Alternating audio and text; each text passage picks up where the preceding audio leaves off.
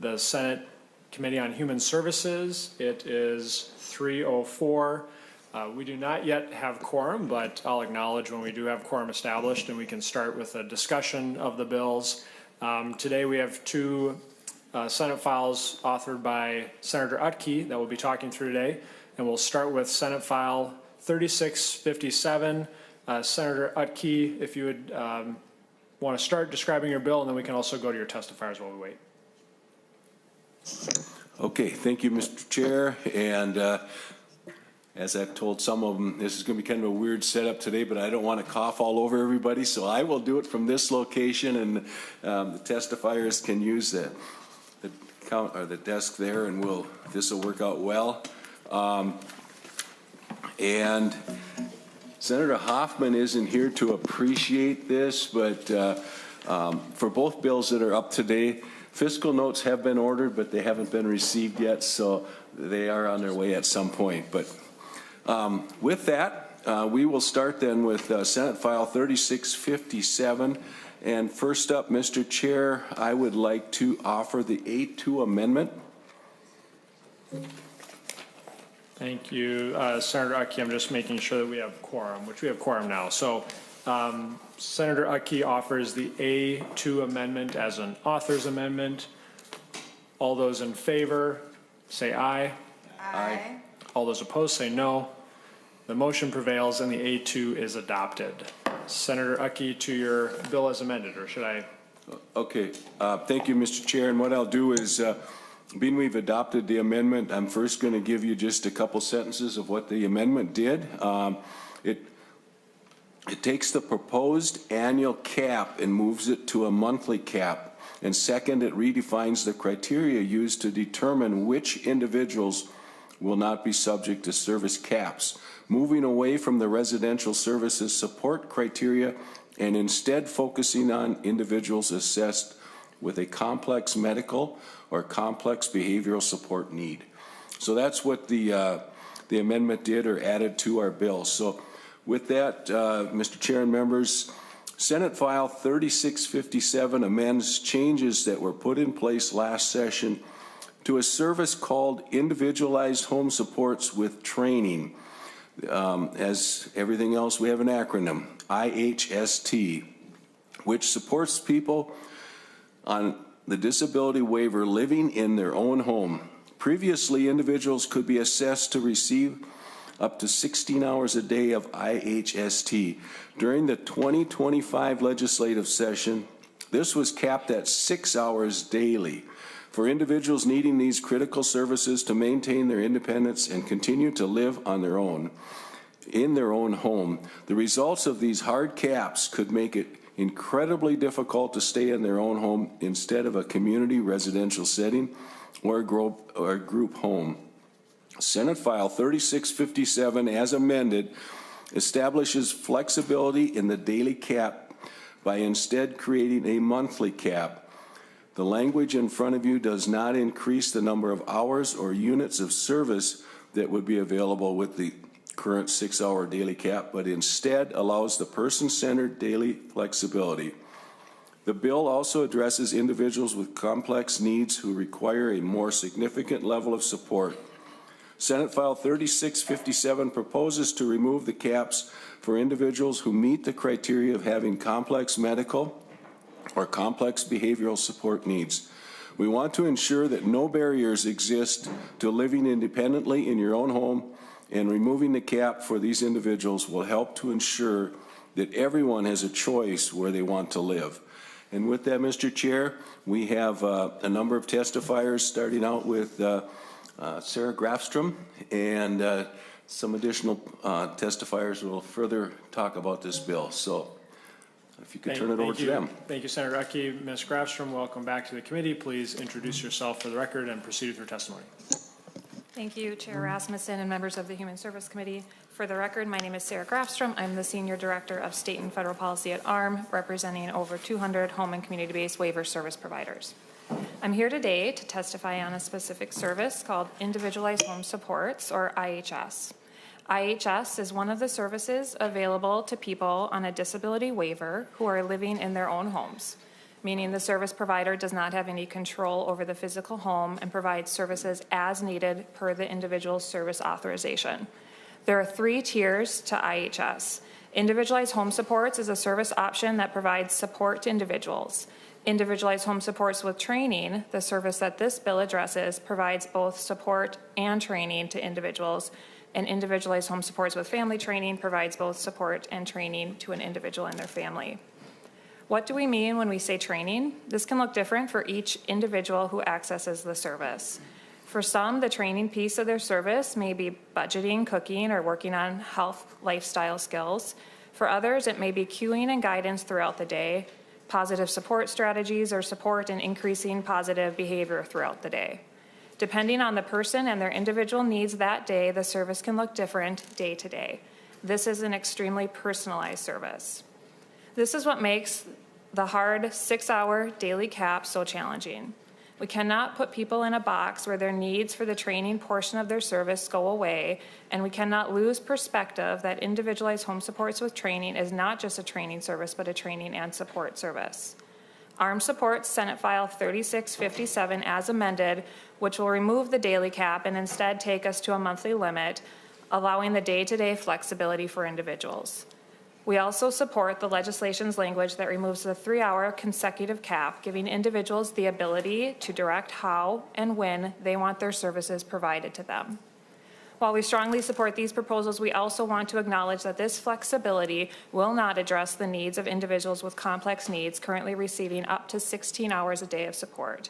That is why we support removing the cap for these individuals, ensuring that they have access to the amount of service they need to continue living successfully in their own home. Before turning it over to the other testifiers, I wanted to close by sharing some feedback from some of our members when asked what the 6-hour cap will mean to individuals they are supporting. One member shared, the newly passed limit of 6 hours per day will make it extremely difficult for us to provide the level of support many individuals need. Our clients often require care and guidance throughout the day to stay safe, engaged, and connected to their communities. Another went on to say, individuals who need these services will lose choice and their ability to receive the full support they need. Reducing services to just 6 hours will leave gaps in essential care and supervision, place heavy strain on families and caregivers, and limit opportunities for individuals to participate in work, school, and social activities. ARM urges you to support Senate File 3657. I want to thank the committee for this time and would be happy to answer questions. Thank you, Ms. Grafstrom.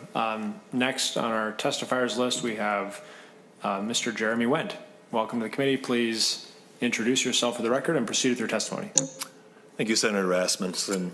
My name is Jeremy Wendt. I'm proud to be the executive director at EGH. We're a small nonprofit provider in the western suburbs. I appreciate this opportunity to discuss the impacts of the IHS and IHST changes. According to the Minnesota Community-Based Service Manual, both IHS and IHS with training provide support within the 4 community categories that Ms. Grafstrom just identified. Support provides guidance or cueing for a service recipient in one of those 4 areas. And because of the simplicity, IHS without training is considered a basic service. The training version of IHS involves actively teaching and tracking the progress of skills within those 4 service categories. IHST also tracks a person's goals and wishes to assure that the service is moving their life forward. IHST also has the designation within the Community-Based Service Manual as a habilitation service. Habilitation services are designed to help people with disabilities develop, maintain, and improve the self-help, socialization, and adaptive skills necessary to live successfully in their home and community. Habilitation services may address several of the service criteria at the same time. Habilitation services provide training and therapeutic activities, assistance, and supervision, as well as monitoring of things like self-care, communication, community participation, interpersonal skills, the increase of positive behavior, and the reduction or elimination of challenging behavior. Such activities as this with managing behavior don't have a clock in or a clock out time. They're done when they're done. And that's why, because last year's changes still aren't approved by CMS, the service manual currently states, if a person wants the same provider to deliver both IHS services, the lead agency should authorize IHS with training to meet both the person's support and training needs flexibly in a single service. So before last session's changes, the same provider couldn't provide both the basic and the intensive service. So for many of the people that EGH serves in the IHST program, the 6 hours per day limit is perfectly reasonable. They're already accustomed to having 3 to 5 hours of support when their direct support professionals serve them.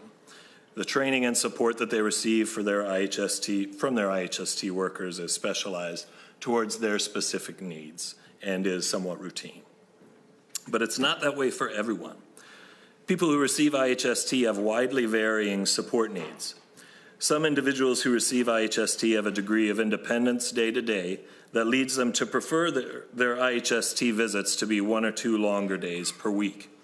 And others who receive 12 to 20 hours per week of IHST have work schedules that preclude several shorter visits per week. These individuals have a right under State Statute 245D to receive their services when and where they prefer. The 6 hour per day limit impinges on those individuals' rights to schedule their supports around their lives and not the other way around. The fact that these individuals do have independence or demanding work schedules does not preclude them from deserving these levels of care. A longer day of IHST supports to individuals such as this could include support for weekly medications or ongoing at-home physical therapy support, mental health guidance and monitoring, community involvement goals, medical appointment support, and other tasks that enable these individuals to stay at home as training with bills, rent, and other responsibilities. This illustrates the habilitation designation of IHST. It's providing training and ongoing holistic support. We at EGH support one such individual and have for the last 36 years in IHST or previous iterations of one-on-one staffing programs. She's a wonderful and complex person whose support professionals need to be savvy in everything from interpreting and training on complicated health supports to the ongoing need for positive behavioral supports. She prefers 2 days of staffing per week and longer shifts. And for this individual, the 3 consecutive hours of IHST limits are also highly intrusive. Despite the fact that we still await for CMS approval for last year's waiver amendment, we started instituting these service limits as a pilot when her service agreement renewed in January. The 3 hour limit has complicated supporting her in unpredictable ways. Because the professionals have been trained to adhere to CMS's electronic visit verification requirements, and as we learn how best to adhere to the data points within Minnesota's nascent prepayment screening program, accuracy and timeliness with service limits is essential. And just during our piloting of the program, her skilled professional staff had their 3 hour clock expire during a call with a pharmacist to ensure the individual's medications are accurately supplied. And the 3 hour limit has also disrupted a medical visit. It's foreseen that this limit could take place while a direct support professional is driving or in the middle of de-escalation of behavior or other essential services. For a staff to need to consult their phone to do the required electronic visit verification check-ins and check-outs, it distracts the professional and unduly interrupts the individual's entitled services.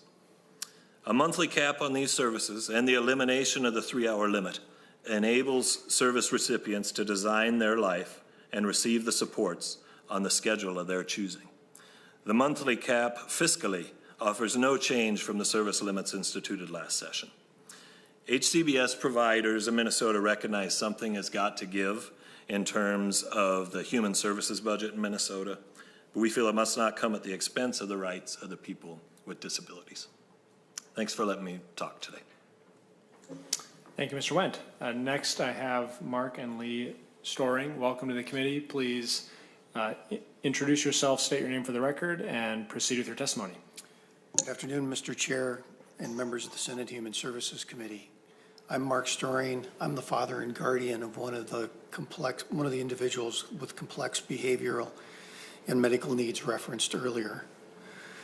Thank you for the opportunity to join this afternoon to speak in support of SF 3657, and specifically the need to remove service caps as it relates to those individuals with complex behavioral and medical needs. Our adult son is among those Minnesotans for which getting this legislation right is really critical. Although we'll share our story, it is really the story of other families with high special needs members. As I said, I'm Mark Stirring, father and guardian of David. I'm here with my wife, Lee, today, David's mother and guardian. We're mom and dad. This is David. If you have really good eyes, you can probably see David is a big Minnesota Wild fan. And I think if he was with us this afternoon, he'd probably tell you this is our year. As noted, we are urgently seeking your support on Bill SF 3657 to ensure our son David and others like him will be able to continue their current programs of individualized home support with training in the current 16 hours of support. This program has been life-changing for our son and our whole family. It provides the safety critical for our son David's needs. David is 33. As a young boy, he was diagnosed with developmental delays, autism, depression, psychosis, and impulse control disorder. David has self-injurious behavior when he is under stress.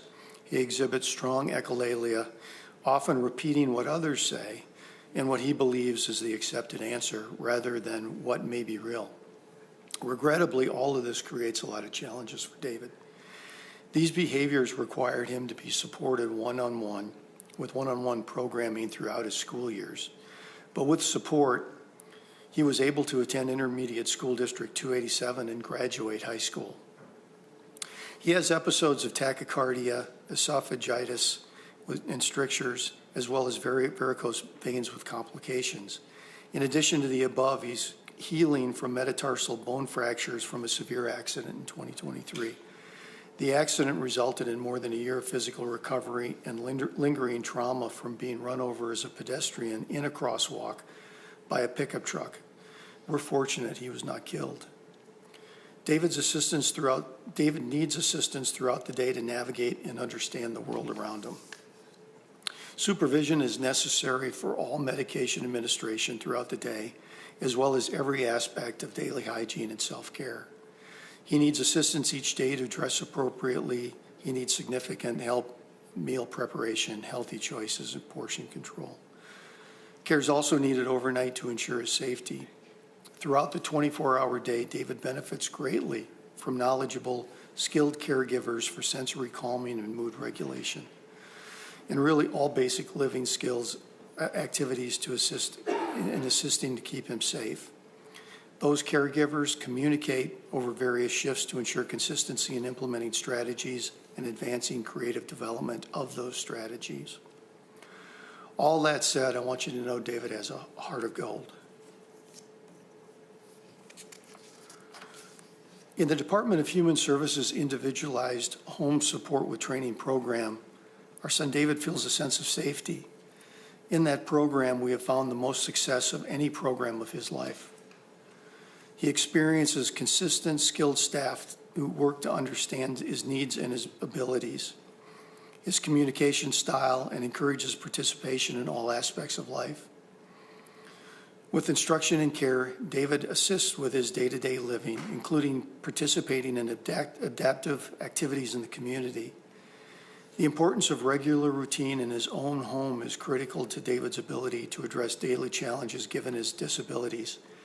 If you know an individual afflicted with autism and some of these other disabilities, you're probably aware that routine and repetition and consistency are critically important in the well-being of that individual. Solid communication among caregivers ensures successful outcomes. He is allowed person-centered care rather than an institutionalized approach.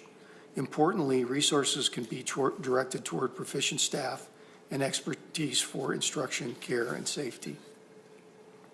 The level of safety provided by individualized home support with training and the program has not been realized in the past when we tried group home care. Regrettably, the group home program could not provide the necessary level of support. For David, the program resulted in significant weight gain, causing vein issues requiring multiple surgeries. He also experienced tachycardia episodes requiring EMT services and emergency visits brought about by stress. Elopements from the group home became a behavioral problem which resulted in calls to police and ultimately the 2023 accident I noted prior. He was left unsupervised by a group home staff member out in the community. We worked hard and did involve MCCP, that's the Metro Crisis Coordination Programming, on several occasions to work with group home staff and David for stronger care, but unfortunately it just wasn't enough to keep him safe in the group home setting. After the accident, we worked many months with MCCP with David's case manager to find any program with adequate care for David. His medical needs and behaviors are extensive, and we recognize that. Finally, we found an individualized home support with training program and found success for David partnering with the Learnability Organization, his IHS with training service provider. Mom. Hi, I'm Lee Elliott Storing.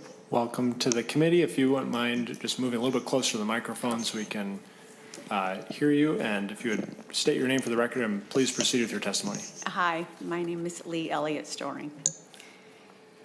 David is now in a safe environment. He is in his own home, support he needs.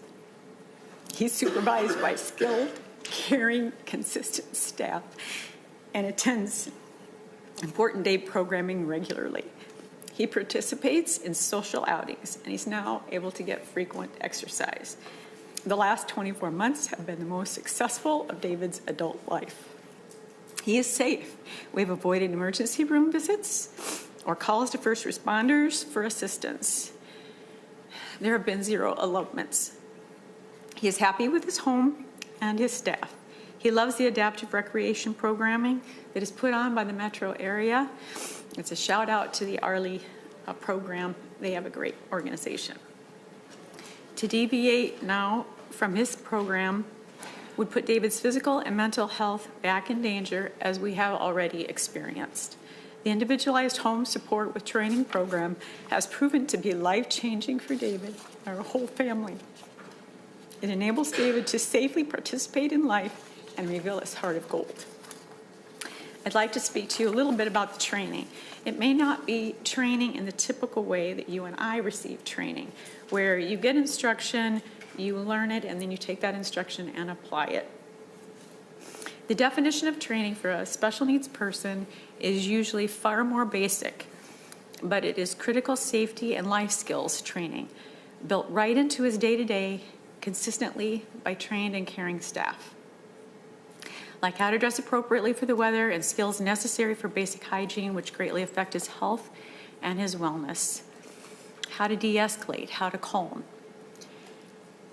Right now he's working on how to use recycling, and the difference between recycling and garbage. Learning how to take care of his own home. And he is able to learn. Will he be able to live on his own? No. But he's progressing with his daily, consistent, integrated training model provided by the Department of Human Services and this legislature and implemented by skilled staff. He is learning, and he is so proud to be learning his version of independence. Those goals are tracked and monitored by caregivers, and they are shared. He loves reaching his goals. We are desperately employing the legislature to continue to support this proven, person-centered care model in David's own home. We applaud the creation of the individualized home support with training model and Learnability, David's care provider, the successful implementation of this model. David is a wonderful guy. He loves to help people. If animals or elderly are in need, David is your volunteer. He takes pride in being able to help others while he himself is receiving services. One of our life's objectives as we approach our 70s is to ensure that our son is in a safe and sustainable living situation for when we are no longer around. We believe we may have found that program with this individualized home support with training program. Now, as you look at this legislation, look at David. Restricting daily hours within the program would be catastrophic for him and for other individuals with these highly complex medical and behavioral challenges. David needs 24/7 support. Limiting the number of hours of care will not change his 24/7 need of support. We implore you to support Bill SF 3657. Again, we thank you for your time today to learn about our son and his unique high-need nature of his support. And we're happy to provide any clarification or additional information. We welcome your questions. Thank you.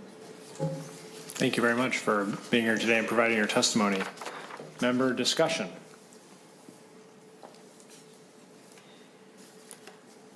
Senator Utke, would you like to offer closing remarks on the bill before we lay it over? Thank you, Mr. Chair. And all I'll just add to it is our testifiers did a wonderful job talking about what the bill is and what it would do for those that this bill serves. So I thank them for coming and telling their stories. And yeah, we'll lay it over and hopefully we can see this through at the end of the year and we'll see progress. So thank you, Mr. Chair, for hearing the bill. Thank you, Senator Utke. And with that, Senate File 3657 as amended is laid over. Up next, we also have another Senator Utke bill. Senator Utke, Senate File 3898 is in front of the committee. Please feel free to introduce your bill, and we also have two testifiers listed who can come up to the testifiers table. Okay. Thank you, Mr. Chair. Mr. Chair and members, with Senate File 3898, it's a bill containing a slate of proposals aimed at streamlining processes and developing standardization across the state. The first section allows staff annual training to be delayed up to 60 days after their training date. This aligns with the other training requirements for other licensed services. So it'll help make them all the same, what they're traditionally used to there. The second section strikes language that requires all 245D license holders to keep copies of progress review reports and progress or daily log notes. A license holder providing intensive support services must maintain these copies of progress review reports and progress or daily log notes recorded by the program for each person. So it just spells out, most of it was removed, but the intensive support services still need those reports. The third section of the bill would require the Commissioner of Human Services to issue guidance on any statute changes or waiver plan amendments within 120 days of approval of the change. Ensuing agencies and community partners have a clear understanding, it was ensuring agencies and community partners have a clear understanding of the implementation and requirements for each approved change. And finally, Section 4 of the bill standardizes what is required for a rate exception renewal request, eliminating the ability for processes to vary county by county and setting clear expectations and standards for providers. Mr. Chair, I would like to turn this over to Ms. Grafstrom to further explain the bill and then to our other testifier. Ms. Grafstrom, welcome back to the committee. Please state your name for the record and proceed with your testimony. Thank you, Mr. Chair and members of the Human Service Committee. For the record, my name is Sarah Grafstrom. I'm here today representing ARM and our over 200 245D waiver service providers. Thank you for the opportunity to provide more detail on the proposed changes in Senate File 3898. This bill makes several practical improvements to Minnesota's disability service system that will strengthen provider operations, improve regulatory clarity, and ultimately support the quality and stability of services for people with disabilities who receive home and community-based services. Section 1 of the bill amends the timeline for staff to meet their annual training requirements. Current practice defines a staff person's annual training date as their hire date, with annual training required to occur within 1 month of that date. Our proposal would extend that to 90 days, accounting for staff who may be on maternity leave, for example, or leave for other reasons, allowing a slightly longer window to complete their annual training requirements.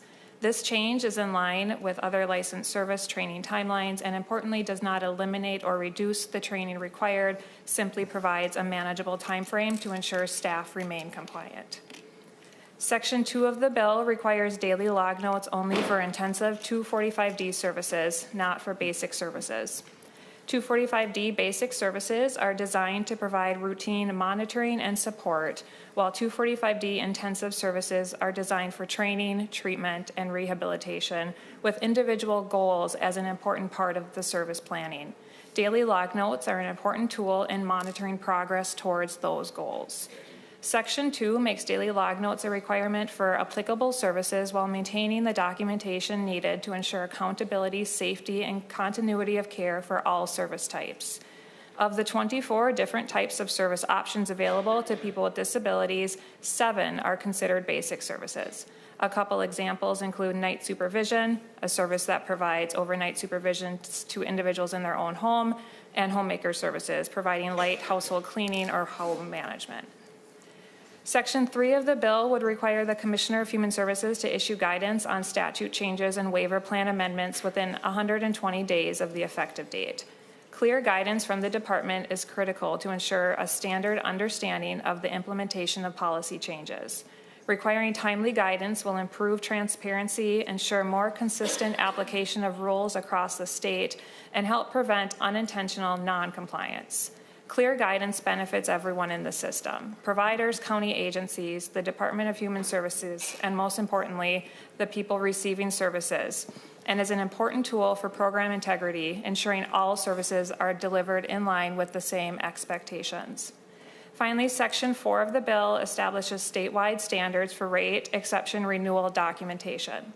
A growing concern for providers over the past few years has been the delays in service authorization renewals, with some reporting multiple months of delays resulting in significant outstanding billing.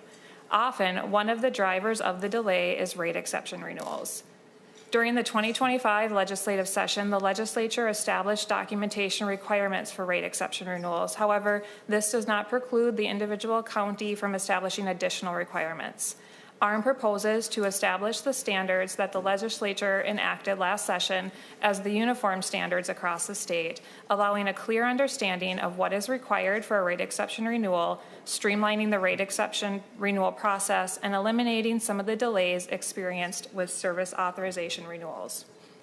Taken together, Senate File 3898 aims to reduce administrative complexity and confusion while preserving accountability and service quality. 245D waiver service providers play a vital role in supporting people with disabilities across the state. Ensuring that regulations are clear and consistently applied across the state is essential to maintaining that system. With that, I'll turn it over to our next testifier and happy to answer questions. Thank you. Welcome to the committee. Please state your name for the record and proceed with your testimony. Good afternoon, Mr. Chair and committee members. My name is Tyler Langenfeld. I live in Hastings, Minnesota, and I am the Vice President of 245D Services at ACRA, Minnesota's largest home care provider. Thank you for the opportunity to speak today in support of Senate File 3898. At ACRA, our mission is to improve lives by providing individualized home care services and supports to people in their homes. We accomplish this mission by offering a variety of services, including both basic and intensive 245D licensed services. I would specifically like to address the proposed language in Section 2 of the bill requiring daily progress notes for intensive 245D services only, all while fully admitting that this may not seem like a very big deal, but I promise you that it is. A moment ago, I mentioned that ACRA provides both basic and intensive 245D services, and you may be wondering, what is the difference? I assure you that there is a difference, and that difference is important to this discussion. To put it plainly, basic 245D services are concerned with health and safety of the individual receiving services, while intensive services, while also concerned with health and safety, include an element of formal teaching or training. That is why intensive 245D services have formal goals written into the individual's care plan that they are formally working on with the assistance of their provider. And again, an element that is not part of basic 245D services, as services like homemaker, for example. Part of administering an intensive 245D service is the daily tracking of the individual's progress towards their official goals. And the daily progress notes we are talking about today is the tool that an intensive 245D provider uses to accomplish this. At ACRA, our designated coordinators who work our intensive 245D service, they record this information after every visit they provide one of their clients. However, as suggested, these daily progress notes are simply not a necessary tool for basic 245D caregivers, as they are not assisting an individual towards establishing service goals that require daily tracking of their progress. To be clear, this change would not prevent an agency from recording daily progress notes for a basic 245D individual if they believe it to be in the best interest of the individual. Nor would it prevent vital information from being properly recorded in a client's file if anything were to occur during the providing of basic 245D services that indeed did affect an individual's health and safety. That information would be captured due to other policies in place, like our vulnerable adult, maltreatment of minors, and incident reporting policies, although I'm happy to report that events of that nature are nowhere near a daily occurrence. Finally, I want to be clear that making this requirement specific to intensive services only will in no way change or affect whatsoever an agency's oversight requirements and responsibilities when delivering basic 245D services. All oversight requirements, like the policies I mentioned earlier, staff-required trainings, background studies, as well as all of the electronic visit verification, EVV, requirements would still apply. In fact, all of the services we are talking about are subject to EVV requirements and systems where things like cares and job duties could be captured. Senate File 3898 will provide this much-needed clarification, which is why ACRA strongly supports it, and I thank you for the opportunity to speak on its behalf. Member discussion. Senator Utke, any closing remarks before we lay over Senate File 3898? Thank you, Mr. Chair. And I'm just going to thank testifiers once again. They did a wonderful job. That's why we don't have any questions around the table, because they've all been answered. So I do appreciate the testifiers on both bills. You did a great job of explaining what these involve. And with that, Mr. Chair, we'll lay it over. Thank you. Thank you, Senator Utke. And with that, Senate File 3898 is laid over. Members, our next hearing is going to be on Wednesday, March 11th at 3 p.m. Senator Hoffman, anything you'd like to add before we adjourn? Yeah, Mr. Chair, I think one of the things, we have some folks here that are, might be, well, they would lose their services and they would be homeless. That was brought to my attention. And I would like, if the committee would allow, Mr. Chair, maybe have a couple folks come up here to tell us the real impact of what we saw happen. You know, when we talk about the most vulnerable, you know, that's our job, is to protect the most vulnerable. And I just was brought to my attention, and Mr. Chair, if you would be so kind as to let's, I think a couple, I don't have it, a couple of names, Arnold Kabai, I think. Thank you, Senator Hoffman. If we have any members of the public who'd like to testify, yes, thank you. Please come up to the testifiers table. Mr. Chair, thank you. And it was all about time, and we have time unless there's another bill we want to bring up, but we're good on the two Utke ones. We'll get a fiscal note on the first one. The second one should be good to go. And it would be, and this is about what's the real impact. This is what we need to hear. People need to hear. People need to be treating people like people. So thank you, Mr. Chair. Welcome to the committee. I'll, if you wouldn't mind stating your name for the record and then proceed with your testimony. We'll do one at a time. Thank you. Hi, I'm Jim. I'm from MetroCare Human Services. I'm a client there. So I was able to finally come up with the words to describe the impact of, I guess, to describe the impact of how this made me feel. I'm not good with reading because my reading is slow, but with what I came up with, I'm just going to have my AI do it for me, if that's okay. Yes, feel free to proceed. December, our Christmas was not merry or bright. Many of us as tenants and clients were scared. This is why we are here today, to fight for our housing and to fight. Okay, I gotta start from the beginning. I apologize. Thank you for taking the time out of your busy schedules today to meet with us from Metro Care's Home Sweet Homes, LLC. I would like to reflect back to December 2025. Last December, our Christmas was not merry or bright. Many of us as tenants and clients were scared and unsure if we would still have a home, and for some, the streets were looking like a strong possibility. However, through the grace of God and Metro Care's endless fight to keep the doors open, we were able to prolong our housing. Unfortunately, Metro Care funding remains suspended until this matter is resolved. This is why we are here today, to fight for our housing and to fight for Metro Care. We are asking you to keep our lights shining and our hallways filled with laughter. We ask that you keep the daily support we receive funded so we can continue to get the help we need to live our lives and achieve the outcomes we envision. Metro Care is not just an apartment with services. It is much more. When you come here, you are not just a client, tenant, or staff member, you are family. We find safety and support through one another and the staff. When there are issues, the site manager, NIJA, and the DSPs help us find a resolution. We are not just another ICS apartment building. We are a community that loves to connect with positive people and thrive off positive emotion. We all have our good and bad days, but we don't cast judgment. We respect one another, recognizing that we all come from different paths. This is the best place I have ever been. I have found true success and stability here. The staff are amazing and go above and beyond in everything they do, checking in with clients daily by text or phone and keeping the office open for support. Please do not take this away from me or any of us. Thank you. In conclusion, I think you've heard multiple testimonies today. The one that struck my heart the most was the one about a young man named David, 33 years old.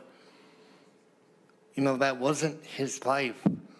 From the sounds of it, that wasn't his life. Like, what, you look back 15 years ago? That probably wasn't his life. It took him to step out of his own door and have an accident. That's what drew that to him, right? It didn't just take his whole entire life. It was like that for him. No, he didn't choose to have that kind of outcome. That outcome was given to him by acts of God. But he's still happy today, and he still fights and he still learns. That just tugged on my heart. I'm asking y'all. This is family. Everybody you see back here are fighting for the same thing. Please, when you go home, think about everybody you're looking in the back, everybody's testimony. Thank you. Thank you for your testimony. We'll go to the next testifier. If you would please state your full name for the record and proceed with your testimony. My name is Matthew Gustafson. I just want to reiterate, I testified before. I'm a person with disabilities, mental and physical. I'm at an ICS in North St. Paul run by Metro Human Services. ICS services are essential for us to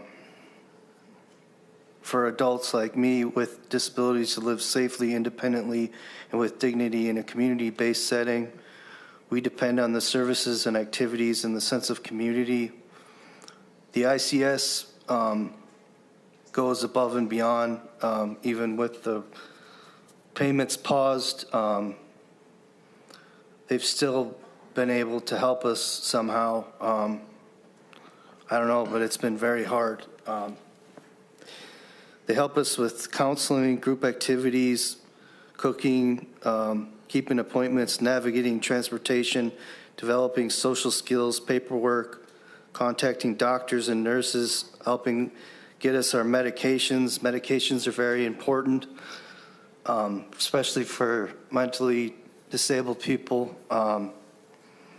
MetroCare does an exceptional job of all this, and a lot of these services might seem routine for people, but people with disabilities are very difficult, and this is essential for us. And as I stated, since the payments were paused, the company has had to scale back operations. It's affected my mental health and well-being. Not knowing what's going to happen, it keeps me up at night.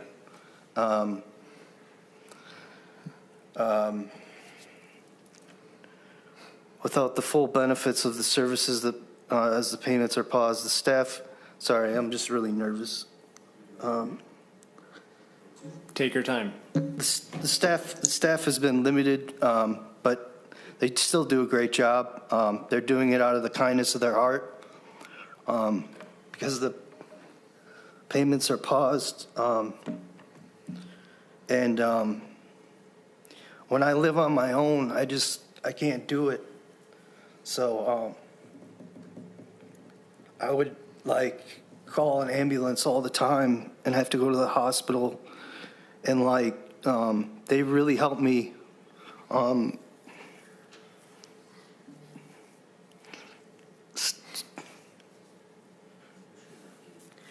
Sorry. They really helped me stay out of the hospital. And it's not a fun place. The hospital is the worst. So, and I don't want to be homeless. And I don't want to lose my services. And what it really comes down to is we need these services and we need a place to live. And removing this foundation doesn't just disrupt our lives, it puts them in danger. It could take months to years to find a placement in places such as this. And as nice as what I have, I got my own apartment. I'm proud of it. I don't want to go back to a group home. It's horrible. Got abused there. And that's why the ICS is so valuable to me. And please don't take away these services. And many of us simply cannot function without the structure and community support environment that the ICS provides. Finding somewhere else to go is not realistic. I understand you're fighting fraud, but targeting a legitimate business that does great things is not something you should do. Sorry, I got emotional. Thank you for your testimony. Thank you, Chair. Welcome to the committee. Please state your name for the record and proceed with your testimony. My name is Andrew Minspeller. I would like to address the reason Arnold needs to keep his properties and business. Living in the house that I live in has helped me with my anxiety and independence. Living where I do offers the opportunity to live on my own, but still get assistance when needed. The staff has always been very helpful in times of need. Arnold has always addressed my concern in the utmost witness and respect. I love the area where I live in. I'm able to have security in my home that I live in. I know that all my needs are met because I have Arnold and his team standing behind me. I do not like the idea of not having his team in the house that I live in. Please don't take away my housing. Thank you. We have an additional testifier here. If you would state your name for the record and please proceed with your testimony.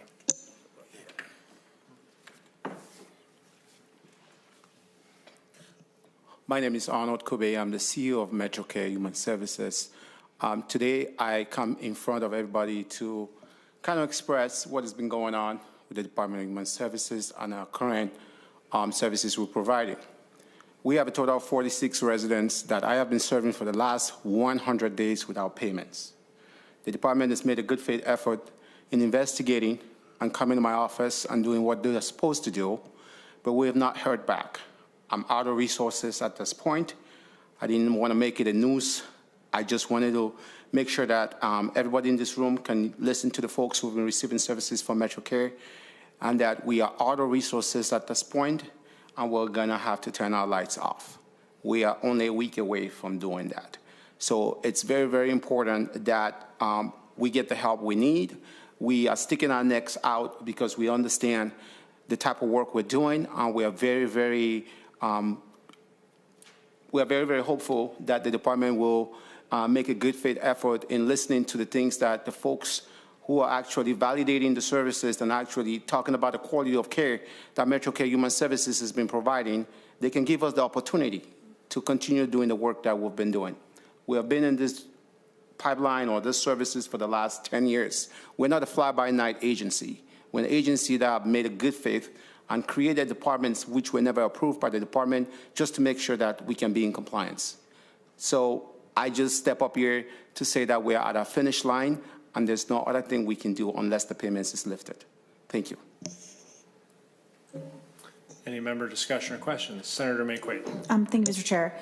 First, I want to tell all three of the testifiers, you as well, Arnold, but to the testifiers who came, you did an incredible job describing both the situation you're living in and the fear and just the beautiful home and community you've created. And I want to thank you for coming here. It is not easy to do what you're doing right now, even for those of us who have to do it as part of this job.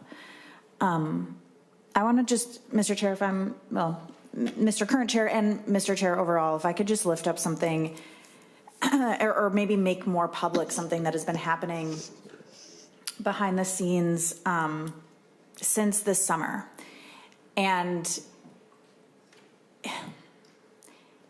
you know, one of the things that I just have failed to understand repeatedly is how in our effort to put program integrity measures in, we can be so cavalier about the people we are harming in attempting to put in program integrity measures.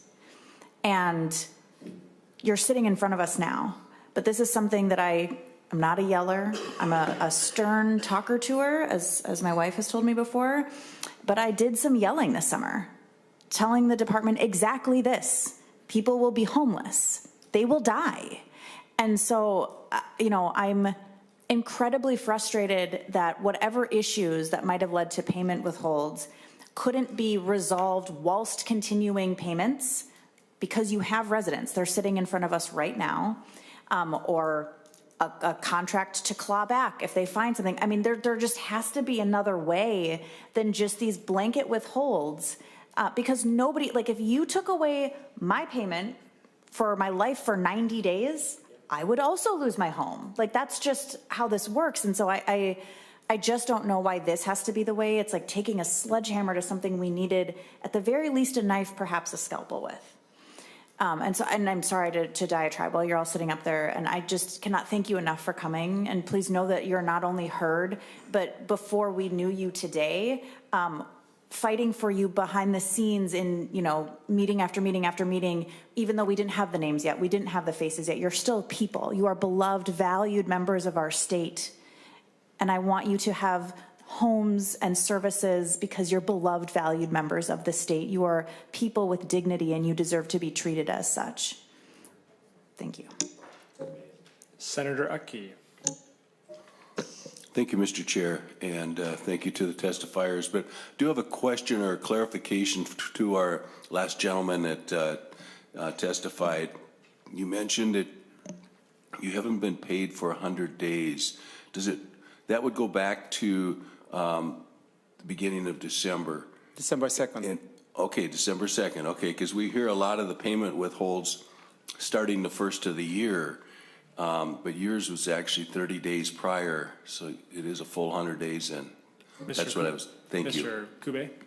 Yes, the payment hold went into effect December 2nd. Apparently, we have other lines of services that's been able to sustain the ICS going. However, it's actually draining those funds, and at this point, we just don't have the ability to keep going.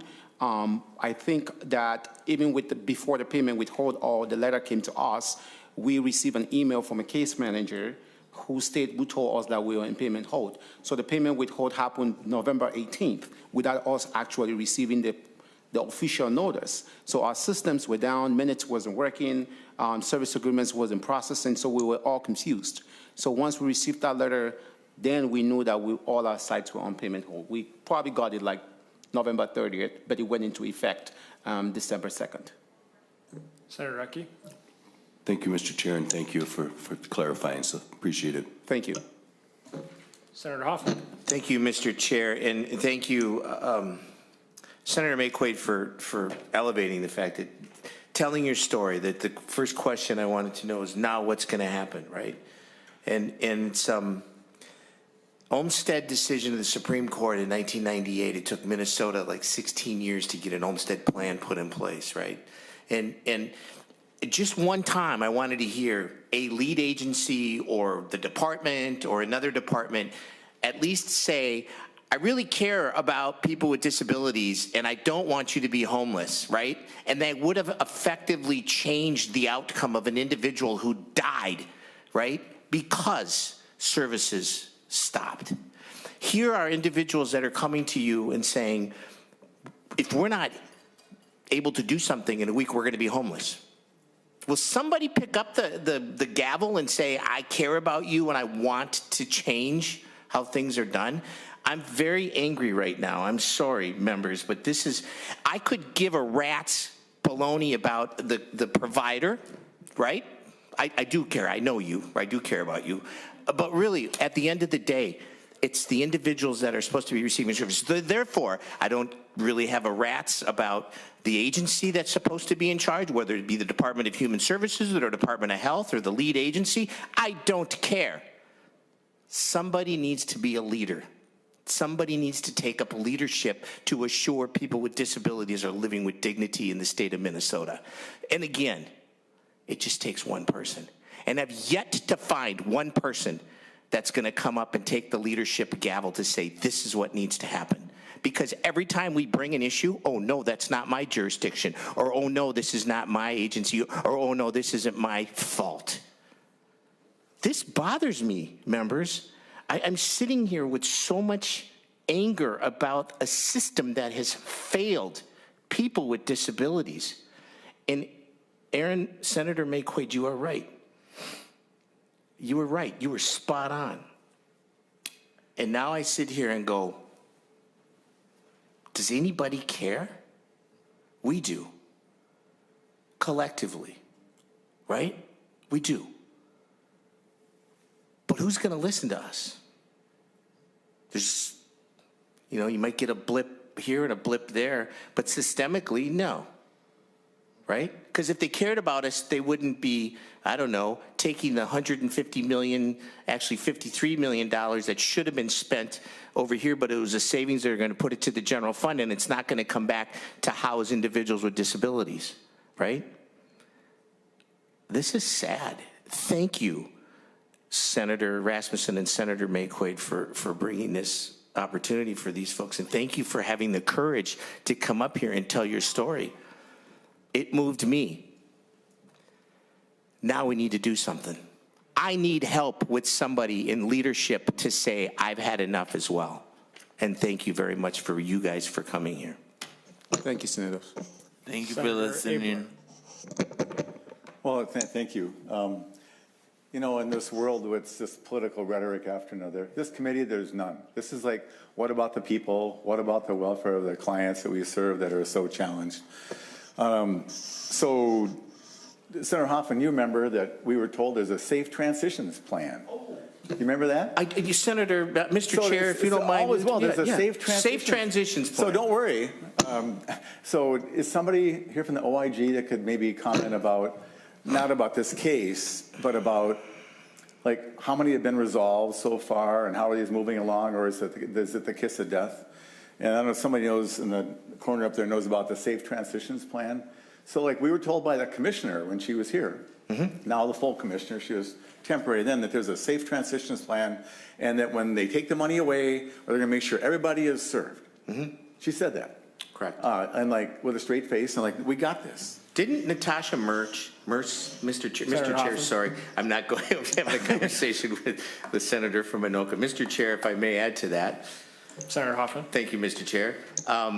Josh Berg and Natasha Merz did an acute, that was part of that acute work group thing that you probably put it together. And it wasn't a priority last year or 2 years ago. Yeah. It was good work. So, and Mr. Chair, Sorry. Mr. Chair, so your frustration, you know, the people out there, the people out watching this, and it's probably quite a highly watched show today, they think we're the ones that can do something. You and I ran for office. Everybody elected here ran for office. The staff we have was selected carefully for their incredible skill. This is the most skilled cadre of people, Mr. Chair, that's available to do this, and we feel helpless. And so would it be appropriate, Senator Hoffman, I don't want to be mean to any of the staff who are here, but we have some messengers here that can maybe just update us on how the transition thing is going to go for these people in a week. Would that be a fair question to ask?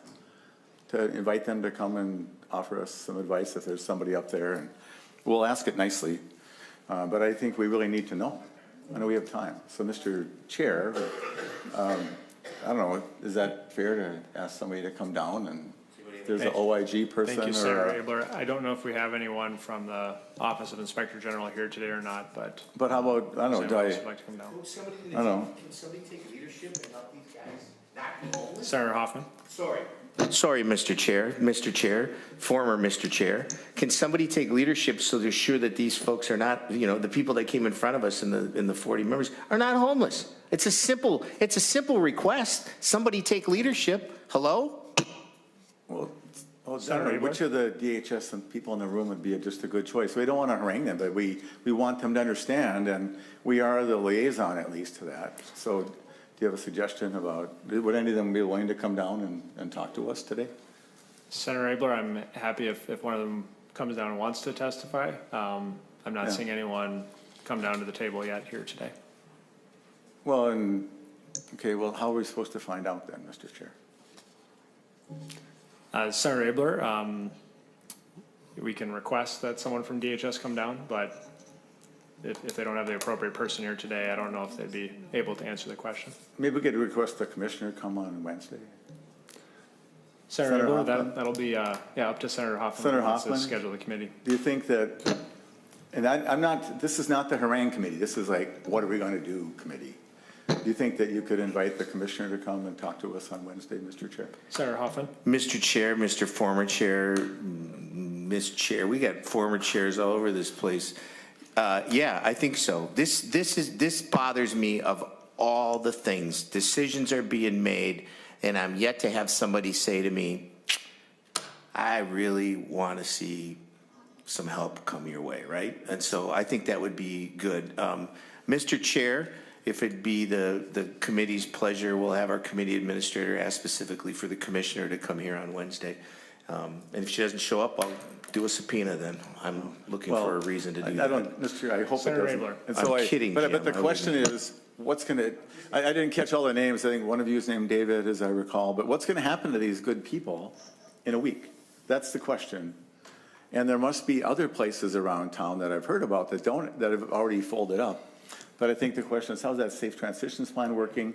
And how do these folks get plugged into it if indeed the OIG can't come? And Mr. Chair, also maybe the OIG government relations person, or maybe Mr. Clark could come and tell us not anything about specifics, but just what's the usual track and how long are you going to be in this holding position? I understand that the Attorney General has 300 cases for 16 investigators.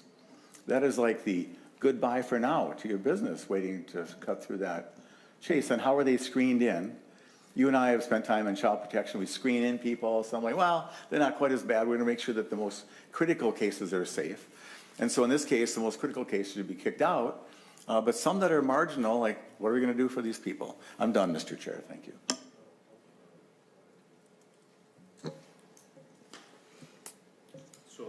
Mr. Senator Hoffman, and I have some questions as well, but. No, you're good, Mr. Chair. So for Wednesday, does the committee want us to put an invitation to Mr. Clark to come as well to answer some questions? Is that Is everybody? Senator Hoffman, I would welcome that as well. Senator I would McQuaid? just say I think it'd be better to have a broader conversation, On this? on the topics of Yes. human services fraud enforcement. Senator McQuaid. Thank you, Mr. Chair. I mean, I think, we can have a broader conversation, but I don't know, did we get an answer on like what happens next week? No. Can we get one? Mr. Kube. Senator Chair, I really don't know what will happen next week. I think the uncertainty with DHS and other managed care organization I can't give any answers because I'm a dead horse. I've been beaten so many times this last 90 days, and I just don't know if I can promise that I can hold on to everybody's housing. At this point that we speak, I put all the properties in deferment at this time, and the banks are looking at me and saying it's 90 days, we got to get going. So it's time to get going. Senator McQuaid. Thank you, Mr. Chair. I mean, I think that's, I have a technical question, right, of like, what does DHS think is supposed to happen? But I want to know like what actually happens. And Ms. Grafstrom, there was a moment in committee last week, I think you had mentioned there was a provider that closed in northern Minnesota, and it was like a shocking number of people that had lost their housing. It doesn't have to be right this second, but I'd actually love to hear more about that and more about what happens. It seems like there is we have had a homelessness crisis in the state of Minnesota, but it seems like we are now adding to the homeless population from a specific group of people that up until very recently, we were like, we're here. And now we're saying, no, we're not. And that doesn't, I'm worried about that, Mr. Chair.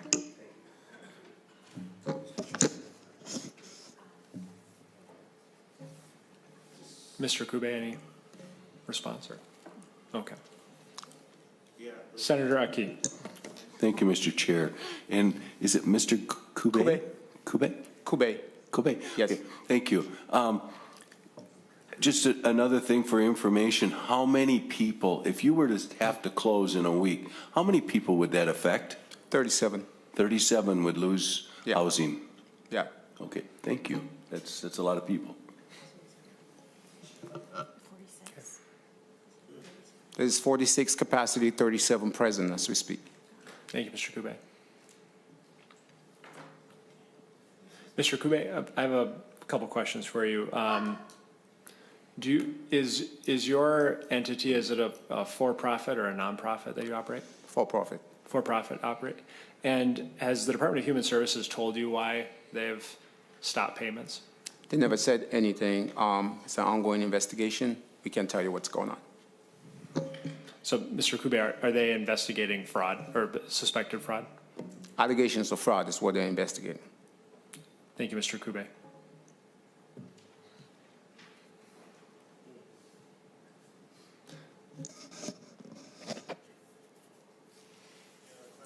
Any other questions from committee members? Okay. Mr. Chair. Senator Hoffman. We just get the commissioner. We need to, regardless of what's. Mr. Chair, regardless of what's going on with organizations, right, we have an obligation, the continuity of care, this conversation of continuity of care needs to happen. What are we doing to assure that people with disabilities are not going to be homeless? And I don't want, Mr. Chair, I don't want the finger pointing saying, well, that's the lead agency's obligation and they should have, because I have received a series of emails, the gentleman who passed away, who died because of neglect on nobody, right? That there was a series of emails going back and forth, nobody helped. I want somebody to say what's going to happen. I mean, I think the commissioner needs to be here because that bothers me. It just absolutely bothers me because the unintended, or in this case, is that by design consequences are people with disabilities are going to be homeless. And to Senator McQuaid's point, we already have a homeless, problem here. This just adds to that. Not okay, Mr. Chair.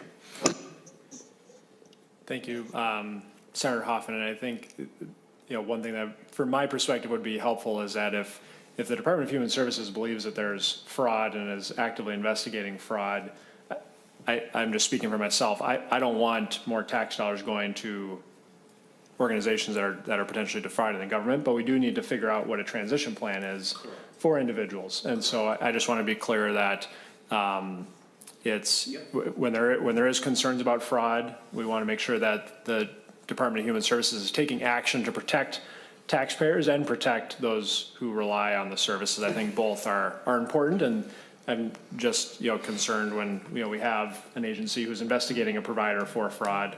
That we make sure that we don't have tax dollars go where they shouldn't go. Mr. Hoffman, Senator Hoffman. Thank you, Mr. Chair. I'm absolutely in agreement with you 100%. And my earlier statement about I don't care about the organizations, and what I care about are the people that are supposed to be receiving the services. If you're frauding our system and people with disabilities are hurting, shame on you, right? I mean, I'm with you on that. I think this whole committee is absolutely there. We still have to ask the question, did we set the system, is the system set up so when we are doing that work that the individuals with disabilities are living in the community and have a protect? Who is going to make sure that, I don't know, what was that Safe Transitions Plan called or something, right? To that point. So no, I'm absolutely, I think nobody on this committee would ever disagree with that statement, Mr. Chair, at all. It's just, this bothers me that at the end of next week, regardless of what happens to the organization, what are we doing to assure a transition of somebody with a disability? And you heard the individual, I believe it is Matthew, said, I don't want to live in a group home. I'm successful in an apartment when I have support. That's huge. That's the spirit and intent of the Olmsted Supreme Court decision of 1998. That's it. And that's the intent of the Jensen Settlement Agreement Accord. So, yeah, I think we're all on the same page with you. I think this whole committee is. Senator Abler. Well, and thank you. And this discussion is horrible. It's a great discussion, but it's really bad we're having it today, and it's really bad. We don't hardly even know what to do. And we're the people that allocate billions of dollars that are the overseers. Oh, what's our budget? 15 billion or something a year. So the question you're asking, Senator Hoffman, is where does the buck stop? Harry Truman said the buck stops here. But so who's the buck going to stop with these nice individuals, with 37 people? Yeah. And so as I understand, so we're a state policy and then the county, and it's all spread out with this. But so when somebody doesn't look, if it doesn't work here, then it goes up. And we get to the top, so we made a safe transitions plan. What if that plan doesn't work? Now who's responsible? I mean, they can't go to the commissioner's house, but what is the plan? What is the emergency plan? And Olmsted, all these rights we've given people, so the question for Wednesday is, who's accountable? Then where do they go? Sleep in a bus for the weekend? I mean, so that's where some homeless people have done, and which is a horrible way. So what do they do? And I mean, I couldn't agree more with everybody's statements that were made today. So I hope that those two individuals can come. And Mr. Chair, at some point in the food chain, you know who the top of the food chain is, Mr. Chair, in Minnesota? That'd be the Governor Walz. And so he is the person at the end who's ultimately accountable. He has a whole mansion. I'm just being facetious about that, but at the end, in the pecking order, open the mansion, yeah. But I think that maybe we should get a governor's representative here too, just so we can get the answers. Not to embarrass anybody. This is not a political exercise, but we've been sitting here. Senator May Quaid, how long have you been worrying about this? All summer. And we haven't gotten very far. So, Senator Hoffman, if you can noodle on it and see if we can't get 3 individuals of the highest, and then the 2 DHS people, Mr. Clark and the commissioner and someone from the governor's office, to take accountability. Because actually, the reason that that's so important, Mr. Chair, is not because something happened by accident. The governor and DHS and the OIG designed a method to put these people in this position. And they designed kind of a fakey transitions plan, which is blue sky. Thank you, Mr. Chair. Senator Maquaid. Thank you, Mr. Chair. And, accountability is great. It's great. It's great for the legislature to do. We should do it. I really just want to hone in on this one thing. Well, one, people with disabilities are also taxpayers. So I just want to say that. But also, also as a taxpayer, I actually like it less when somebody who might have been receiving services but wasn't receiving as many as they should have or whatever, and so then their providers put out of business because of fraud, and now that person is homeless. I actually don't want that to happen. I would actually like to figure out something different. That, to me, is a waste of everybody's taxpayer dollars. And so I think my fear here is Mr. Kube, your organization, the investigation is going on, okay, but if something is found and something does happen to you, I don't want them to be homeless. And I would actually hate it more if my taxpayer dollars went to make that happen than something else. And so, I really am worried about, what happens to people more than I am about, how do we come in and have somebody, take accountability? I'm sorry isn't going to change people's housing status. And so I just need to say that, because we have seen now over the summer and into the fall and into the winter and into this spring, where the alternative to what was happening is now somebody is homeless, which actually is worse for me. So I do want to say that. I think that is actually the worst case scenario, because there are real people who are part of this, and not everything that is fraud is actually fraud. Some of it is waste, some of it's abuse, some of it's mistakes, and we're just lumping it all together, and then punishing the people who need the help the most, and that's not doing any good for anybody.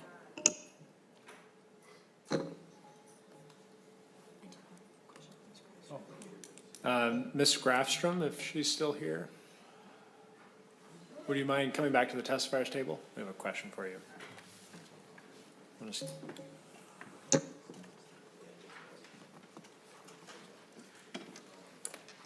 Thank you for listening.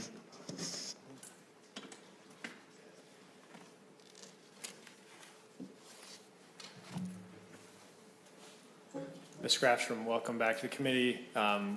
Senator Maquaid has a question for you, and then we'll have you reintroduce yourself. Thank you, Mr. Chair. And Ms. Grafstrom, I'm so sorry to put you on the spot. Feel free at any point to say that is so far outside my scope. I just was wondering if you could elaborate on the story that you had shared last week, because we just kind of swooped on by it, but it was an alarming number of people, and it was a provider that closed in northern Minnesota. Can you just tell me the story? Ms. Grafstrom, please state your name for the record and proceed with your testimony.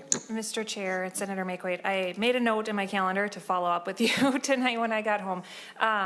So that was not an ARM member, so I don't have all of the details about what happened to that particular provider. It was a provider in northern Minnesota. My understanding is, but I could be corrected, that they provide PCA services. So again, I have a note in my calendar to follow up with our providers from that area to try to get some more information about what is currently going on with the individuals that provider had been supporting. So. Senator Maquaid. Thank you, Mr. Chair. And I did Google an article about it, and I wish it would have come down in any of the news media that I read, but it's a very small paper up north, and it was PCA services, and then somebody had texted, maybe it was 100 people. Have you had any reports out from the Northland of how that's? The man quoted in the article said his wife requires 17 hours of PCA care a day. Now he's doing it. That's a lot. Do you have any reports out of the North? Mr. Chair, Senator Maquaid, I'm going to reach out directly to our northern providers and just try to get an update of what's going on. They haven't reached out to me with any reports of here's who we're supporting that was receiving services, but I will reach out directly to our providers in that area and get more information. Thank you, Ms. Grafstrom. Senator Maquaid. Thank you, Mr. Chair, and thank you so much for that. And if there's anybody who's here who actually knows, I would take a raised hand and more information. All right. I won't put anybody else in the hot seat. Thank you so much. Senator Utke. Just before Ms. Grafstrom, actually, I'll ask you right here. Okay. Any other member questions or discussion? Okay. We will be coming back on Wednesday, March 11th at 3 p.m. Until then, we're adjourned. Senator Hoffman, anything before we adjourn? I heard my name over there. You, Senator McQuaid, you guys did. No, thank you for this hard discussion, but this is the right committee to do it. Our committee administrator, Mr. Chair, and members will be sending out an invitation to the governor's office to get whoever is in charge there. I don't know if it's Mr. Parker or who above, and then the commissioner and to Mr. Clark, just so we get to the questions that we were asking here. And I think if I were to take a tally, a vote, I think we would get people to say aye. There would be enough votes here to make sure that they show that we are serious about them coming here and having a conversation. To Senator Abler's point, this is not a time for us to, harpoon, I think is the word you used, Jim, but rather we care about people, right? Treat people like people, and let's get to the bottom of this. I can't believe this summer. I wish I could have joined you guys this summer in having these conversations this summer, but I was not able to. And now that I'm back, I'm really angry.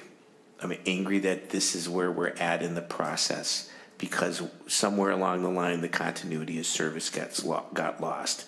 And I just need to hear that. And I think our committee needs to be assured that that is happening correctly, Mr. Chair. So thank you. Thank you. And with that, the committee is adjourned.